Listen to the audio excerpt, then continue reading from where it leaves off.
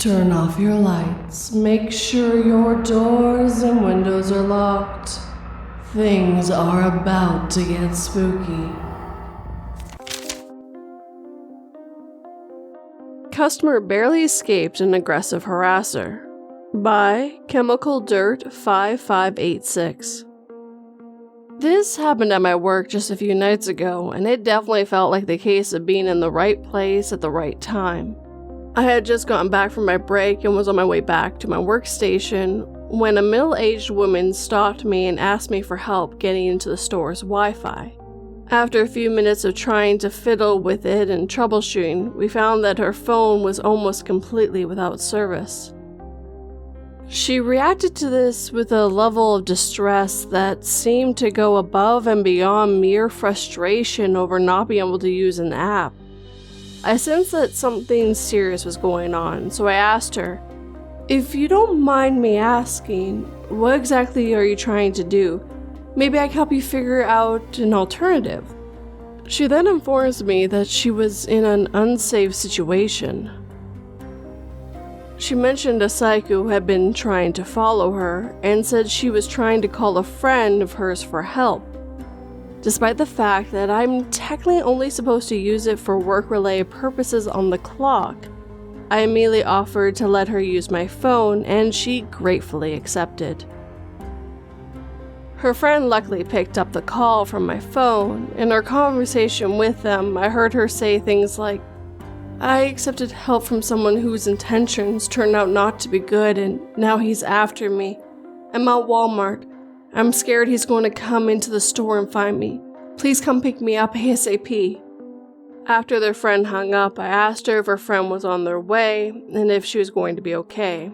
She said yes, so I made my way to my workstation after wishing her well. Around 10 minutes later, I saw the woman again passing by my work area, and this time with a man. I hoped and prayed the man was her friend and not her harasser. About another 15 minutes later, the two of them came through my line to check out. I looked for an opportunity to pull the woman aside and discreetly ask her who the man with her was.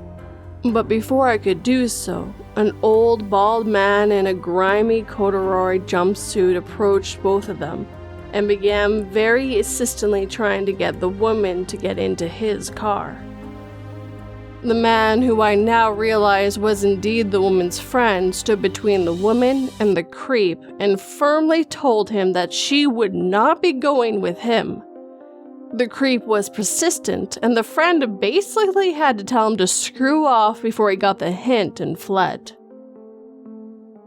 I turned to the woman and spoke. "I take it that's the guy who's been bothering you? Damn, he even looked like a creep. Are you okay now?" The woman nodded and thanked me for my help in getting in touch with her friend. She then turned to her friend and explained, "She's the one that helped me by letting me use her phone." Her friend turned to me with a smile and asked, "That was you, huh? With the out-of-state number? Well, thank you for helping her. She's a dear friend of mine." I smiled back and assured them both that I was happy to help and glad they were both okay. They finished checking out, and I saw them leave the store without any further trouble. I'm glad I was able to play a part in ensuring her safety.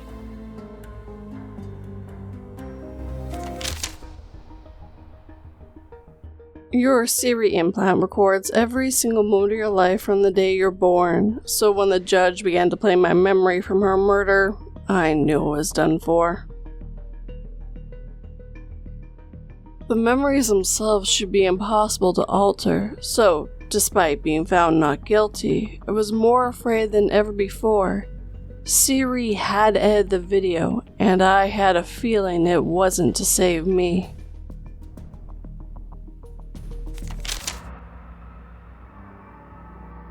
Creepy High School Teacher by Puzzlehead Pen 617. Narrated by Marie's Field of Nightmares. Hello there, fellow Redditors. For context, this teacher was in his late 50s to 60s and was highly respected in the small central California community that I lived in. He was the AP economics teacher at my high school. This took place about 15 years ago when I was a senior. I remember several weird experiences with this teacher. One day in class, and I don't know how it was brought up, I will call him Mr. Smith, but Mr. Smith decided he was going to give our class a mental exercise. I didn't think anything of it, but then again, I was a pretty innocent and naive teenager at the time. The class went along with it and didn't see an issue with this. I remember him saying he was also a psychology professor at the local university. So anyways, he told the class to close our eyes and meditate for a few minutes and begin thinking about immersing ourselves in a body of water. He said it's okay if we envision a river, a creek, an ocean, or whatever, but he stressed it had to be water we were imagining ourselves in. So I began letting the thoughts come, and I imagined myself next to a creek bed throwing rocks into the water. You can stop now. Open your eyes. The exercise was done. He told us to remember our visions, and he said he was going to ask each of us what we imagined. Mind you, this class was split between girls and boys. So each of us goes around, one by one, and tells the class out loud what we thought about. I remember a boy in my class said he imagined himself in a rushing waterfall. There were girls that mentioned they were swimming in a lake, fishing at the pond, and so on. My turn came and I told Mr. Smith in our class I imagined myself next to a small creek. I specifically remember he has this weird grin the entire time each of us were telling him what was in our minds during this exercise. Mr. Smith finally told us why he had the class do this exercise. He said the exercise was to measure our sexuality and our sexual awakening. He said the people who envisioned themselves in large bodies of water had a high sex drive, while the students who were in calmer and smaller environments of water hadn't really tapped into their sexuality. The boy who had the vision of being in a waterfall made a joke and the whole class laughed. I just remember thinking it was weird. I looked around at the class and it didn't seem like anyone was uncomfortable. If they were, they didn't voice it or express it. Mr. Creepy also did this thing where he would pick on a student and ask them a very specific question from our economics textbook. If the student didn't give him an answer he liked, he would stare them down for literally what felt like a minute without saying anything. You could feel the tension in the class, and usually the student with the wrong answer would sink down into their seat with humiliation. Anyways, a few months later, I approached Mr. Smith after class and asked him what I could do for extra credit. I only took away a few things from this conversation. I remember him telling me, "You are incredibly smart. I don't think you need extra credit." Okay, but still, I wanted extra credit. So he then says, "I love your shirt. Where'd you get it?" I was wearing a shirt with a unicorn and a yellow yield sign. So I told him I bought it at a thrift store called Red Light, located in Seattle, where I was from. He has his stupid grin again, and I ask, "What is it?" Mr. Smith said, "Red Light is a porn site. Did you know anything about that?" I immediately left. I later looked up the website, and sure enough, there was the porn site he was referring to. Later on in the semester, Mr. Smith stopped coming to class, and we had a substitute for the remainder of the year. I remember the other students whispering in class where Mr. Smith had gone, and some students were saying he got in trouble and was being investigated.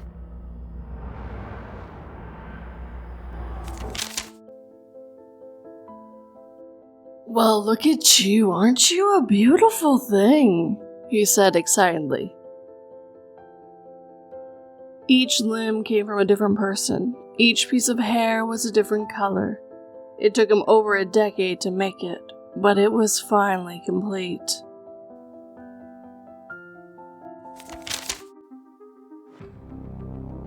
Can't You See How Much I Love You? By Girl Veteran. Quick warning before this story starts, this one does talk about domestic abuse. If this is not something you can listen to or want to listen to, please skip to the next story. I do have timestamps for that for you guys. When I first got out of the army, I was in a relationship with a guy in the 3rd Ranger Battalion. Let's call him Jim Radis. He and I had an apartment together, and I thought I loved him. So instead of going back to my house in Nebraska, I stayed in Columbus, Georgia. Our relationship started out with him being what I thought was protective over me. Even though I was very attractive at the time, I had very low self-esteem because of an assault I experienced while I was living in the barracks and the bullying I endured afterwards. Things moved very quickly. In fact, we were inseparable from the night we met. Anytime another man would look at me, he would get very confrontational towards the guy. I felt safe and protected by this. It made me feel special. I thought he must really value me if he would get upset by a guy looking my way. At first. Soon we would be out at the bar, he would get hammered every time, and act very nasty towards me if he thought I was looking at another guy. This would cause bitter fights, and I would always end up in the fetal position in bed, sobbing. But still, I stayed. The next day, he would always apologize, make excuses about it being because he was so drunk.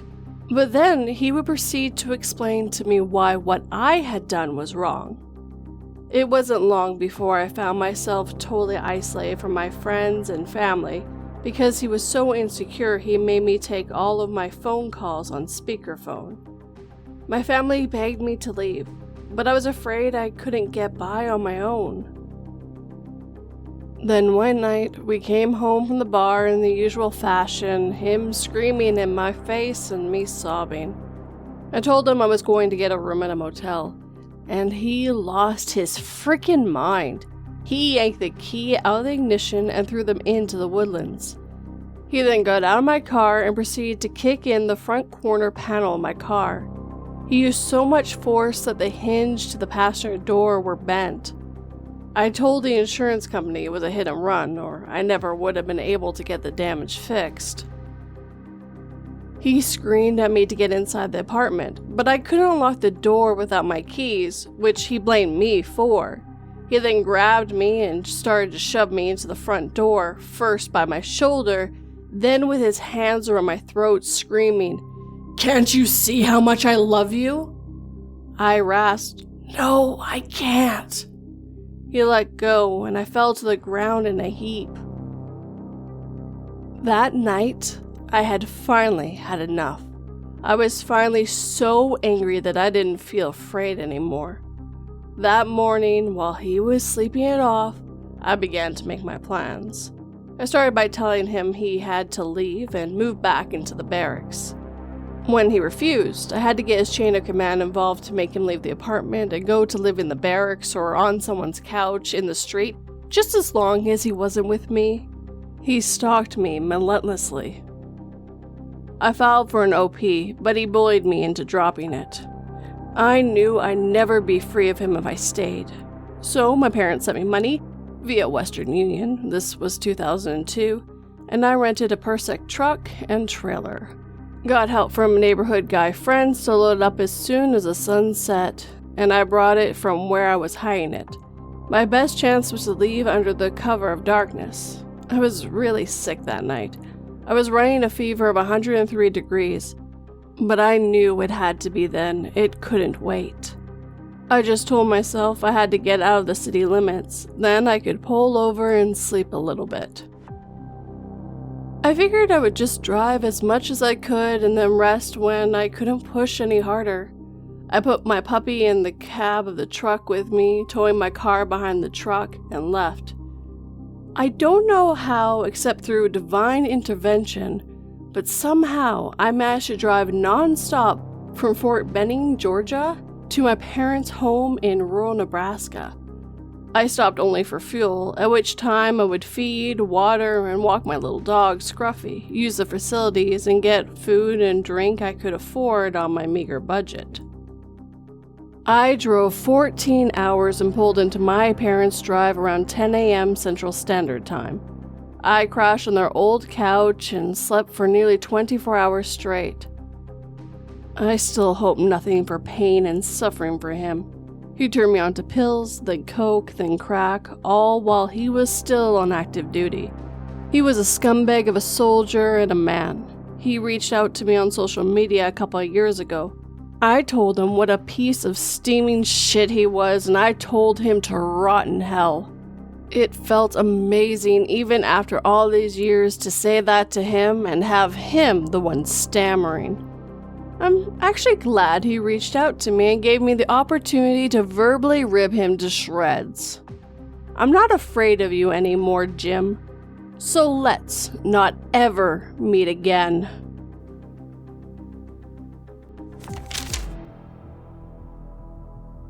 The old fortune-telling woman told me I'd die by drowning, so I spent my life avoiding water. As the doctors struggled to drain the fluid building in my lungs and the sensation of slowly drowning overwhelms me, I suddenly wish I just enjoyed the beach before suffering the inevitable.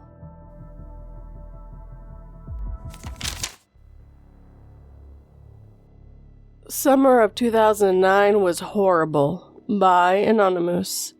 Narrated by Marie's Field of Nightmares. So this happened when I was 15 and my little sister was 12. Little backstory here.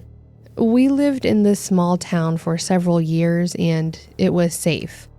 A few years into living there, we had a cop with his wife and kid move in 2 houses down from us. Our house was built sometime in the 1920s. This is a different town than my previous post, by the way. A few nights before this incident, our other siblings locked us out of the back door. Us being idiots, we kicked the back door in. The door didn't budge, but the frame came out of the wall and the door was just hanging. One of our blinds were broken. We didn't have the money to fix it, seeing as my parents had 8 kids and money was tight growing up.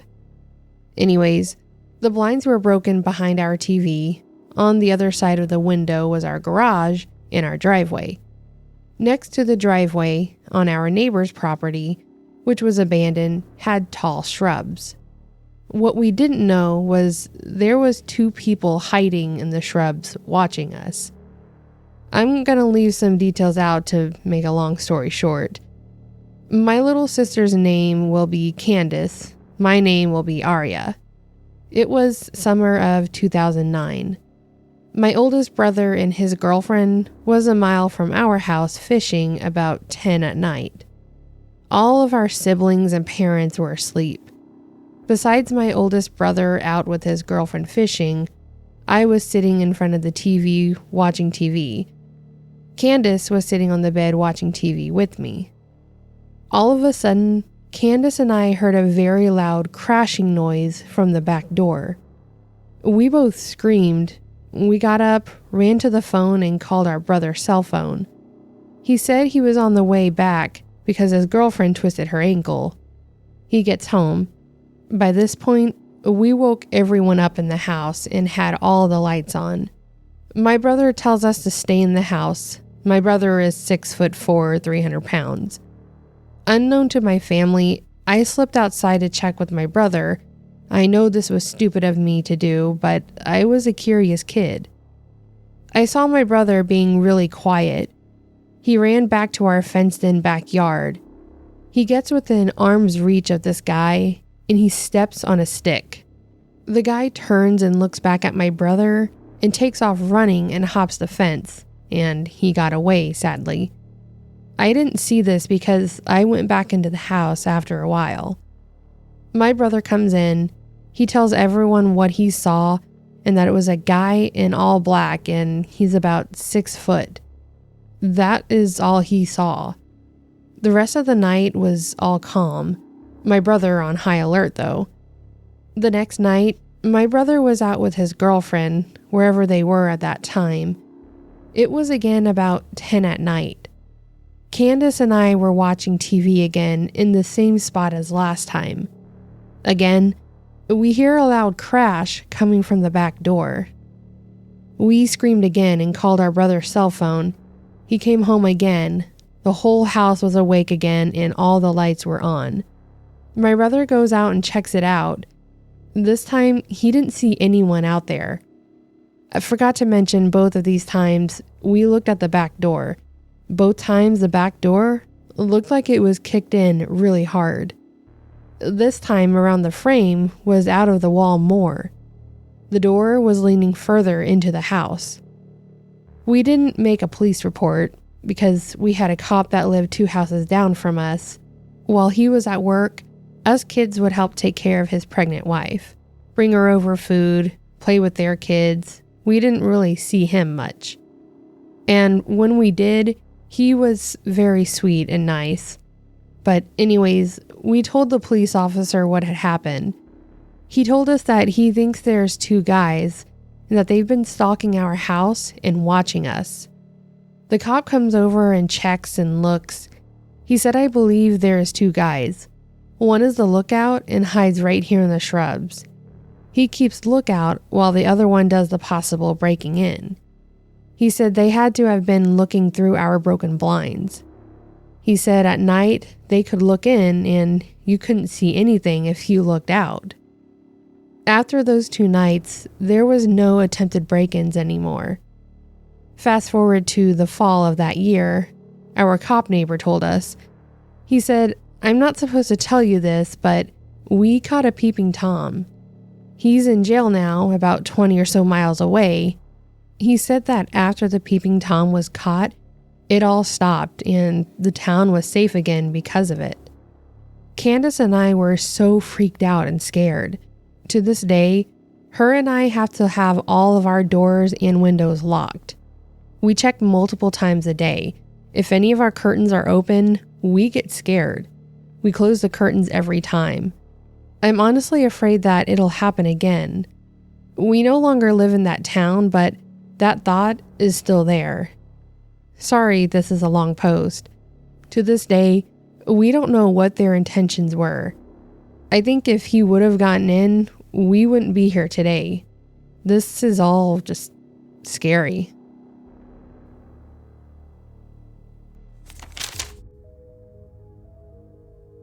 After the event, desperate and dehydrated, I stared at the one edible item I found in the abandoned house, a large jar of canola oil.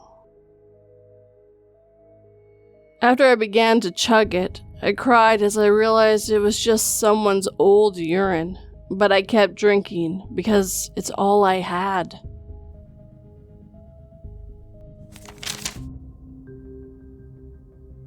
It's been 5 years since that relationship, and I still haven't dated anyone since. By Anonymoose. Quick warning before this story starts, this one does talk about domestic abuse. If this is not something you can listen to or want to listen to, please skip to the next story. I do have timestamps for that for you guys. I was a sophomore in high school and I fell head over heels for the new quiet guy, and I thought he was my forever.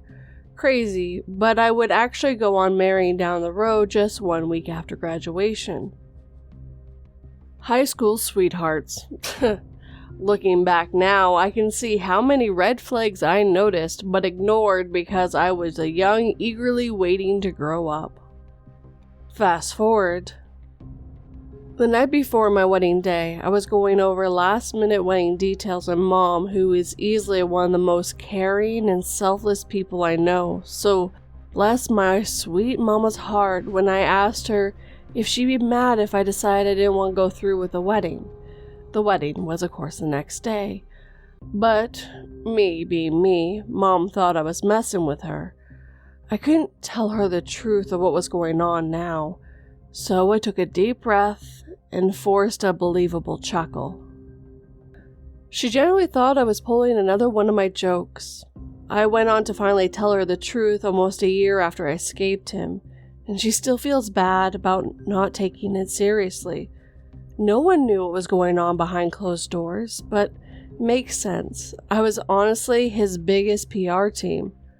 Only 2 hours passed saying I do's, and he was throwing me out of the truck in my parents' driveway, cursing and yelling that he wanted divorce. Recklessly driving off, so much for all that honeymoon phase, on our actual honeymoon. I ran inside and my dad came out of the bedroom, and he can't understand a word I'm saying, but he's trying to basically ask me what was happening, and I say it as clear as I could while uncontrollably sobbing. He left me! How could he? On our honeymoon! My dad is pissed, but then relaxes and tries to rationalize the situation. Like, maybe he forgot something, pulled a bad joke, or something like that. Then we see his truck flying in on our driveway, and my dad smiles, saying, "See, he's right there." I wipe my tears and walk out the door and tell him yes, it was a prank. Inside, I was screaming. I was so embarrassed for myself because now I look crazy. But if I wanted to save this relationship, they could never know the truth. Months go by and he starts being sweeter ever since we had to be long distance because he was in the military at training. But as soon as I would pack up my life and move to Texas with him, I could tell my parents were starting to see the cracks I had worked so hard to glue together. My mom even picked up my phone on the table, mistaking it for hers, and saw this huge message from my ex and just started crying, begging me to stay because he was not a good person. But I assured her that this was way out of character for him, a lie, and that he was just lonely. I knew she didn't believe me, but she also knew I was stubborn and was going to do whatever, regardless of her concerns. Just a few weeks in Texas, I knew my life was in danger. It was Thanksgiving Day, and my family just called to check up on us and just tell us Happy Thanksgiving. And the moment I hung up, the man that I thought was my soulmate started cursing at me, saying that I needed to stop talking to my family because he was my family now.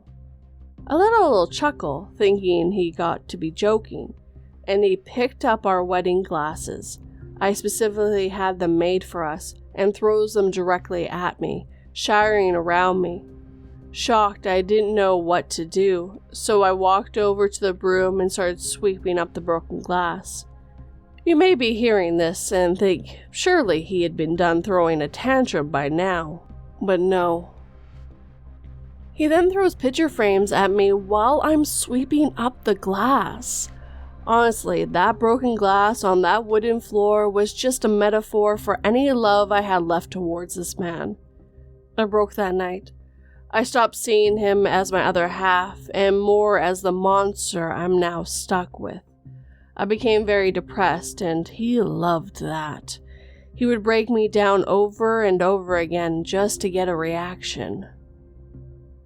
2 months go by, and one night he completely lost his shit over the washer and dryer people messing up the day they were supposed to come out, and he starts pacing back and forth, mumbling words I can't quite make out, but demanding that I call and fix it, grabbing me and sat me down on the couch, telling me what to say and that I better not fuck it up. Like a damn negotiation. This man was paranoid as fuck, making comments that they were doing it because he was a soldier, then started blaming me even though I wasn't even around him when he first called in the first place, but still yelled at me for hours until, snap, he walked to the bedroom. Me? I'm on the couch still processing this fucking moment. Tommy. You're so fucking stupid. This is your fault. Did you plan this with the workers just to make me look dumb? Or are you really just that fucking dumb? Huh, you stupid fucking bitch? Him again. That's what I fucking thought, you fucking no good, ungrateful bitch. Myself. You know what? I'm done. You won't do anything except for complain and bitch at me, blaming me for everything. All you do is curse and yell at me for no damn good reason." He looked at me with the look that I have heard other victims try to describe, and the best I can describe it is a darkness in his eyes, like an emptiness that still causes me nightmares to this day. Without hesitation, he lunged at me in the middle of the day with our curtains open, door wide open, neighbors out and about. He throws me against the wall and starts choking me. I slowly see black, but he lets go for a second. Just then, he slams my entire body to the floor. At the moment, I either blacked out or my brain was trying to shield myself from what was happening. But piece by piece, I would come to, and he was holding me by my shoulders and just repeatedly slammed me on the wooden floor. My screams ignored by the people outside. I plead for anyone to call the police and repeat yelling for help over and over.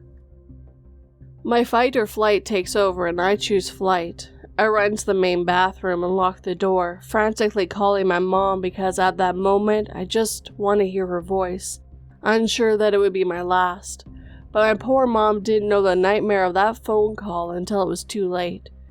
She was with my sister and my dad, and she puts me on speakerphone because we usually do this so that all of us can talk like we're all together. But instead, they hear me screaming for my life and hear my ex calling me awful names and telling me to get my ass in there and to unlock the door. They were confused and my dad was ready to come and kill this asshole himself. But then, silence. No more banging, just me softly crying and just trying to calm my mother over the phone and tell her that I'm alright and I now know I need to leave him, but I have to do it in the safest way possible because if he were to catch me, I may not make it out with my life. When I walk out of the room, my ex is just sitting there with a blank stare, like nothing had happened. This was a theme throughout our 3-year relationship, but I could no longer ignore the escalation of his behavior. So, one night, I put my escape plan into action. I was going to make a run for it. It was 2 a.m. Keys to my Pontiac were on the kitchen table, and he was asleep in the bedroom that I wasn't allowed in for several days earlier. I busted out of the guest bedroom that was my prison and beelined out the front door quietly, but also as quickly as possible. 9.5 hours to my home state, only stopping once in Dallas to fill up on gas. With every mile in my rearview mirror, I felt something inside that reassured me. I'm free now. Forever scared, but most have healed and faded. I 100% believe that had I stayed, I'd be 6 feet deep. So, to my abusive ex-husband that I fled from that late February night, let's not meet again, ever.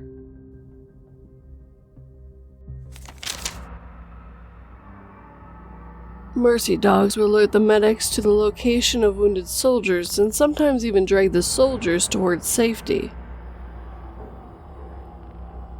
I was so glad when Lucky found me and started dragging me towards the trench that lay beneath the Red Cross tent, but confused as to why she stopped short and started nuzzling my hand.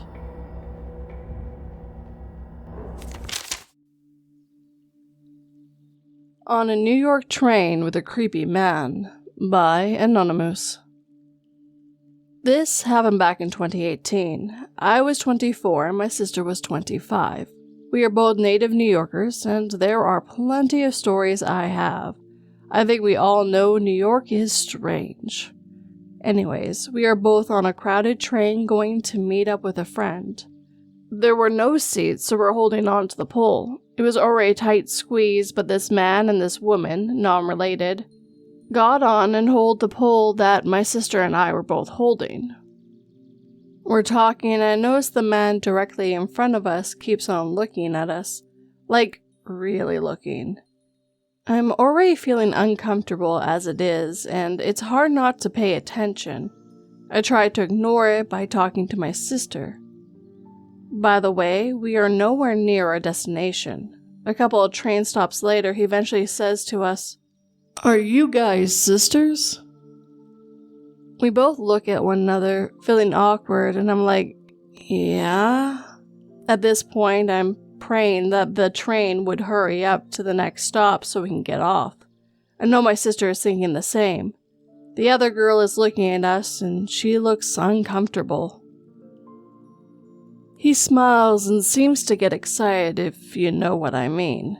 He then says to us, "Oh yeah, you guys are sisters," in an incredibly perverted tone. He licks his lips and keeps looking from my sister to me, back and forth. At this point, the girl gives us an awkward smile and looks just as terrified as we do. I can tell this man is getting really excited by the fact that we are sisters and comments how beautiful we are. My sister looks at me and we see a stop coming up. We both know it's not our stop, but we're leaving the train. He keeps trying to talk to us and we keep ignoring him, and as soon as the doors open, we leave that train. Again, I've been in many weird and uncomfortable situations, but the fact that he was literally so close to us with his perverted smile, his excited eyes, and excited, you know what. Yeah, I'm glad we're able to get away from him safely. Thankfully, he didn't follow us.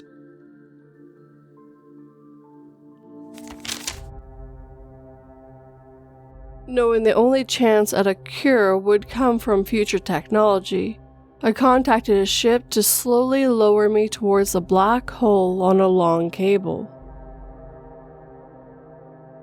When I finally returned thousands of years later, I was told my idea had caught on, and that almost everyone, including all the doctors, had tried the same trick to get a glimpse of the future.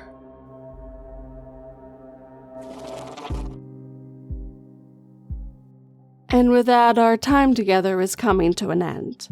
First of all, if you have a story you would like me to narrate, there are 3 ways you can send it.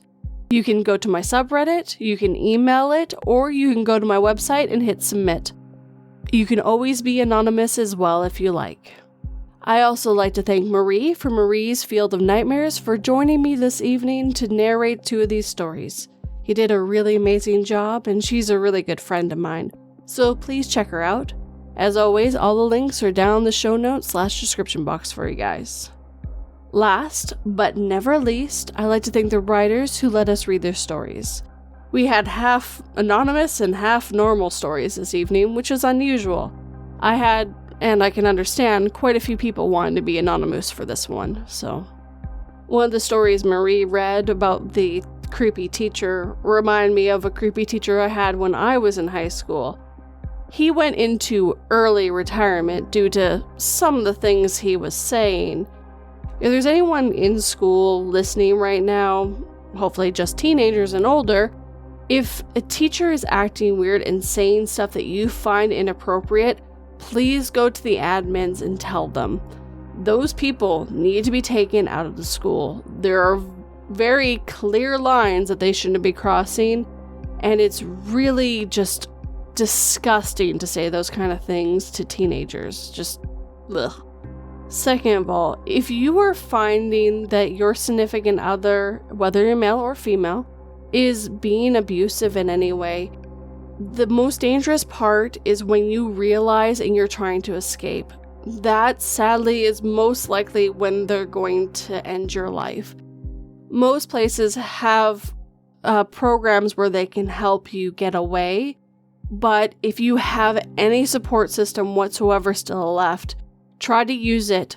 You have to act quickly, decisively, and get out. You just have to be really careful and make sure all your ducks in a row when you go to do it, because if they catch you, that's when you're in danger. So please be safe. And never let anyone take all your support systems away. Your family, your friends, everyone that you care about as well. If they keep saying, well, I hate when you go out, or blah, blah, blah, if they always make you feel bad for spending time with anyone that isn't them, that is a really bad red flag, and you need to be paying attention. And if you're ever out somewhere and you're having a gut feeling that something is off, be loud, be annoying, call the cops, do whatever you need to get away from them. I know I'm being a little more rambly today, but with these stories specifically, I like to point out things you can do to better keep yourself safe. These are the stories that I find more dangerous, people putting themselves in more danger, and what you should be paying more attention to get yourself out of things. I know I'm more here for light entertainment and listening and all that stuff, but I still like to think that you guys can take something away from this and learn. Now, with all that being said, if you enjoyed this video, hit that like button and make sure it feels it. If you're new, I hope you will subscribe and turn that pretty little bell to all notifications. And of course, I would love a comment. Tell me what you think, what kind of stories you like in the future. Maybe if you have some advice for any of these people, or people in the future if they ever see themselves in similar situations. If you're on the podcast and are able to, please leave a review. And if you're on Spotify, there are questions that you can answer if you like as well. And of course, whether you're on the podcast or YouTube, you can share this with anyone who might enjoy it. It helps quite a bit and gets the word out. If you'd like to help in a more financial way, I do have Patreon and memberships where you get early access and a few other bonuses. I also have PayPal, Buy Me a Coffee, and Super Thanks if you guys just want to do like a one-time kind of tip thing as well. All these things are never expected, but just always appreciated, guys. I'm just happy with you guys watching and listening and enjoying the stories I find for you guys. That's what has always meant everything to me. Sleep tight and don't let 42 bite.